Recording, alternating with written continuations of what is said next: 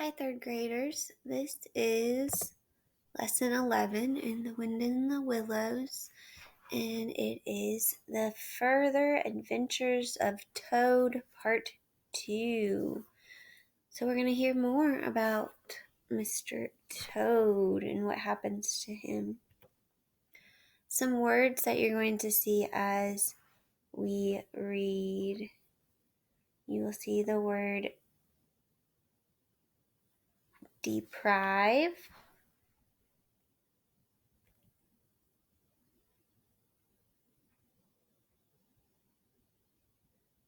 Okay. That's some of the words you would have seen in the last one. So think about Toad and our last story with his disguise. What is he disguised as? Do you think his disguise is helpful or hurtful? So if you remember, he's disguised as a washerwoman. He's used that disguise to be able to get on a train and now a barge. But in the end, did it end up being helpful or hurtful? Do you think maybe the characters that Toad lies to would have helped him anyways if he'd told the truth? Instead of kicking him off the barge after they find out he's lying? I don't know. So today's chapter is called The Further Adventures of Toad Part 2. What adventures do you think Toad will experience today? Make a prediction. What do you think will happen? And we'll see if you were right when we're done. So listen to hear examples of Toad acting conceited. Conceited means he's full of himself and only thinking about himself. Some words you'll hear in this read aloud are ecstasies, which are intense joys or great delights. Gaining, which is a verb, is something that happens or is done. Getting nearer to someone or something you're pursuing. So you can say Miguel was gaining on Jackson in the race to take the lead. Gaining. Keenly. Keenly is an adverb. It describes a verb. It means extremely, sharply, eagerly. Keenly. So, keenly devoted to his daily walk, Buster, the family dog, would wait at the front door every morning with his leash in his mouth. Proposal is a noun. It's an offer or a suggestion, or it could be a request for marriage. The proposal for a new road through town caused a lot of arguments between those in favor of it and those opposed to the road. Recklessly. Who would that describe?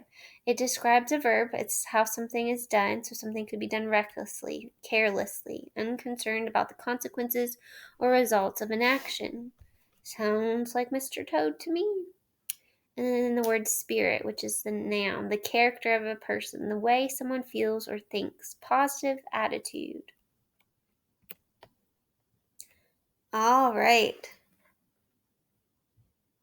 Look at this first picture. And today we're just having pictures and you're just going to listen to me read.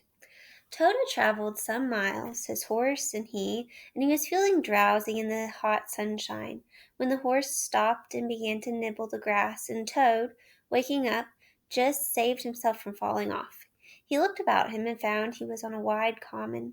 Near him stood a gypsy caravan, and beside it was a man sitting on an upturned bucket. So do you all remember what a gypsy is and what a caravan is? So gypsies are wandering people who originally came from northern India, and a caravan is a large covered wagon, just like the one that Toad used to have. A fire of sticks was burning nearby, and over the fire hung an iron pot, and from out of that pot came rich and varied smells.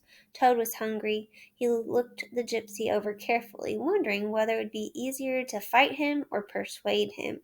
So there he sat and sniffed and looked at the gypsy, and the gypsy sat and looked at him. Presently the gypsy remarked, "Want to sell that there horse of yours?" Toad was completely taken aback. Nevertheless, the gypsy's suggestion seemed to smooth the way towards the two things Toad wanted, money and breakfast. What? He said. Me sell this beautiful young horse? Oh, no. Besides, I'm too fond of him.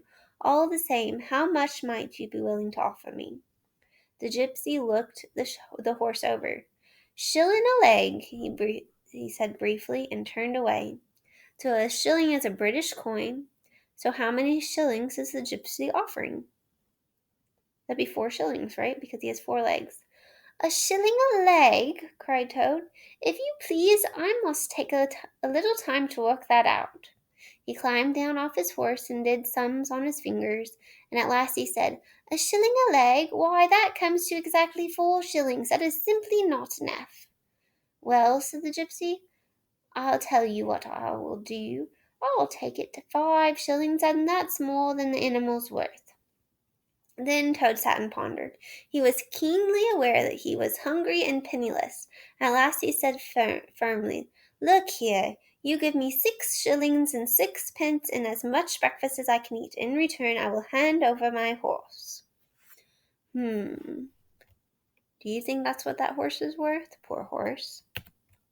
The gypsy grumbled, but in the end he counted out 6 shillings and 6 pence into Toad's open paw. Then he disappeared into the caravan and returned with a large iron plate. He tilted up the pot, and a stream of hot, rich stew gurgled onto the plate. Toad took the plate on his lap. He thought that he had never eaten so good a breakfast in all his life. When he had eaten as much stew as he possibly could, he got up and said good-bye to the gypsy and the horse. After receiving directions from the gypsy, he set forth on his travels again. As he tramped along, he thought of his adventures and how, when things seemed at their worst, he had always found a way out. Toad's pride and conceit began to swell within him. Ho, ho, he said to himself, what a clever Toad I am. He got so puffed up with conceit that he made up a song as he walked in praise of himself and sang it at the top of his voice, though there was no one to hear it but him.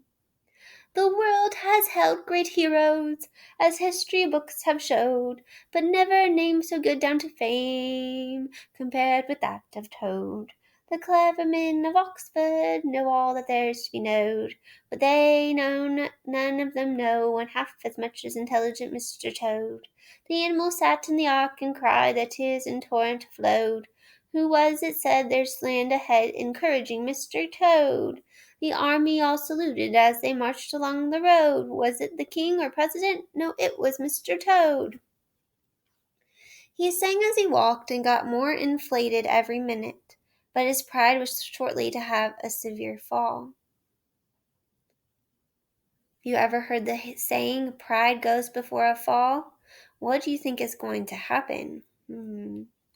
After a while, Toad reached the main road, and there he saw approaching him a speck that turned into a dot and then into something very familiar.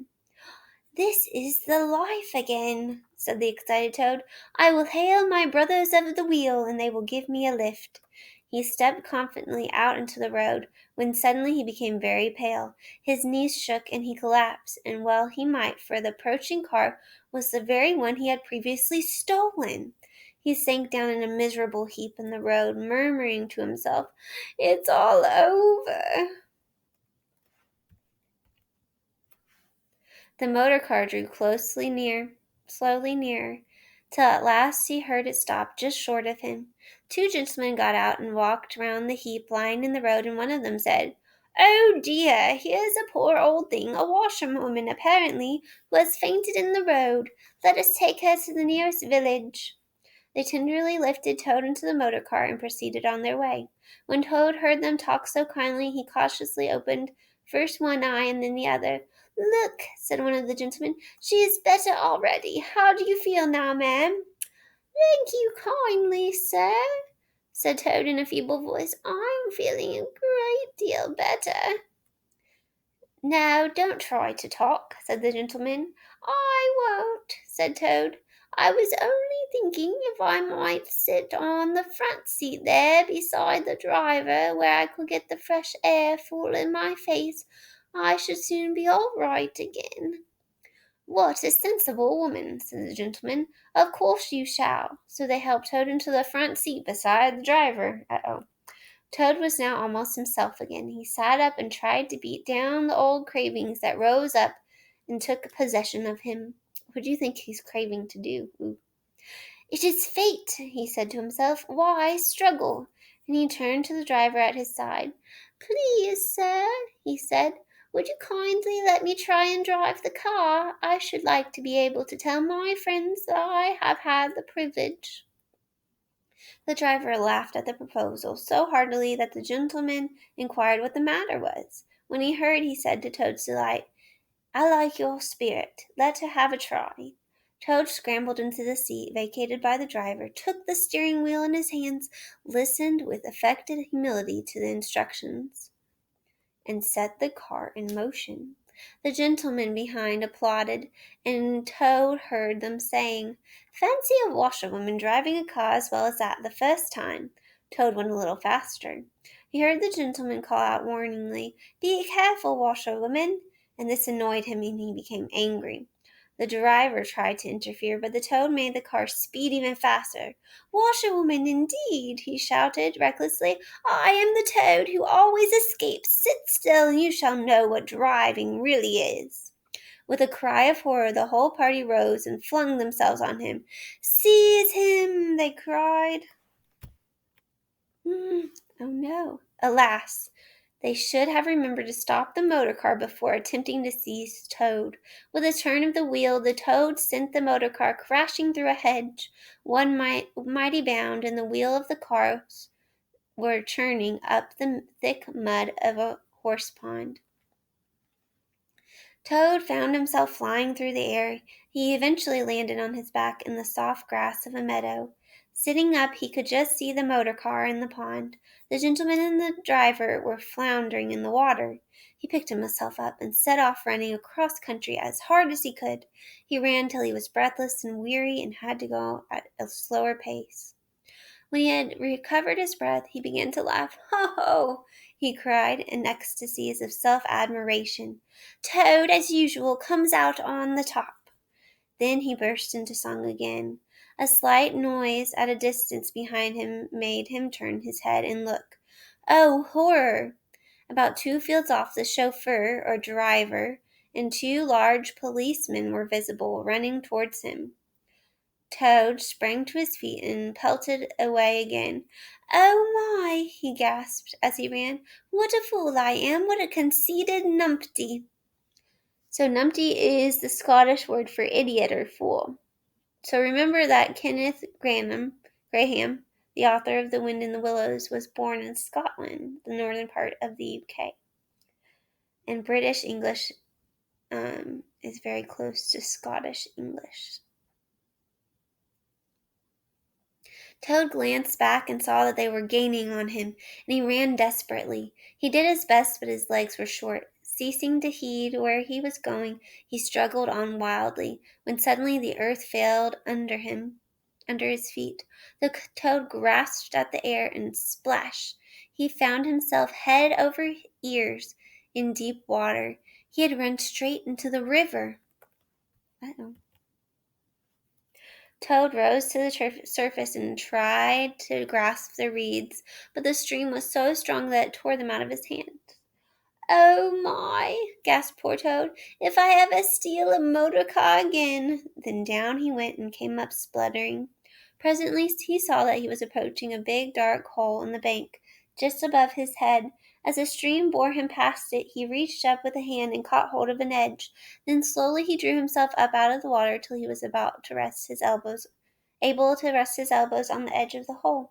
As he stared before him into the dark hole, some bright, small thing twinkled in its depths. As it approached, a face grew up gradually around it, and it was a familiar face, brown and small with whiskers. Who do you think it is? It was Water Rat. Okay, we're going to stop our story there. I wonder if Water Rat rescues Toad.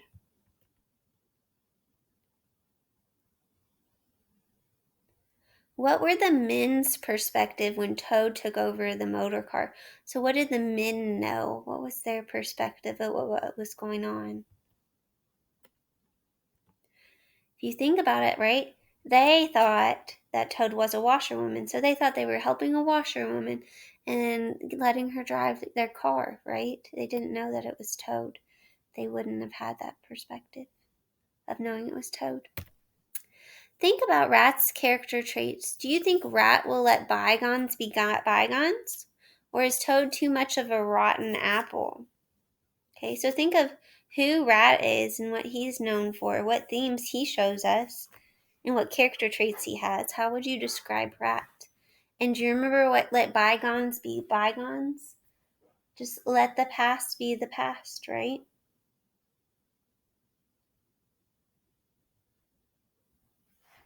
Let the past be the past. So is he going to let it go? Or do you think he thinks Toad's too much of a rotten apple and he's not going to help him anymore? Okay, so we're going to be working on our writing piece. And we will do that together. All right, good job, third graders. Hope you enjoyed this episode of Irresponsible Mr. Toad.